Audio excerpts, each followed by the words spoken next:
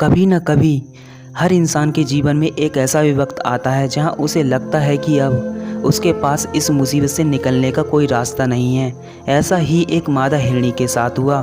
एक मादा हिरनी अपने शावक को जन्म देने के लिए थी और ऐसी दशा में वह एक सुरक्षित स्थान के लिए जंगल में भटक रही थी। तभी उसने जंगल के छोर पर नदी के पास ऊंची ऊंची घासों को देखा।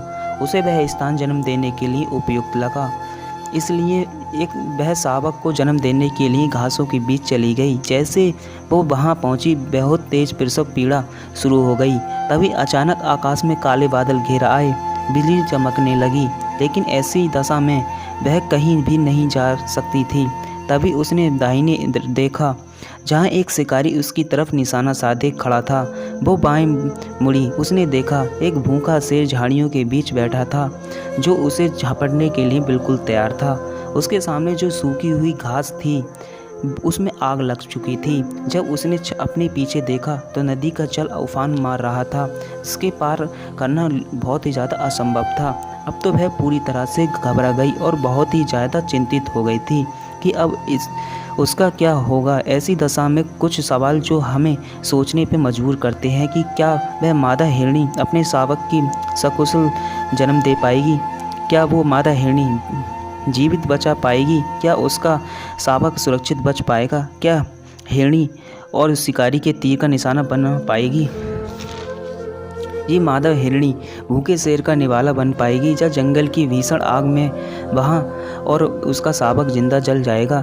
ये उसके पीछे की नदी का उफान लेता जल उसे और उसके शावक को अपनी धारा के साथ बहा कर ले जाएगा। ये देखकर वो बहुत ही ज़्यादा घबरा गई थी, ये सब जानते हुए कि अब उसके बचने का कोई चारा नहीं है, और उसने आंखें बंद कर ली, अपने आप को शून्य की अवस्था में छोड़ दिया। तभी जो कुछ भी हुआ वो किसी करिश्मे से कम नहीं था। अचानक बिजली चमकी और उसकी चमक शिकारी की आंखों में पड़ गई, जिससे उसका निशाना चूक गया और वह तीर मादा हिरनी के पास से गुजरता हुआ शेर की आंख में घुस गया।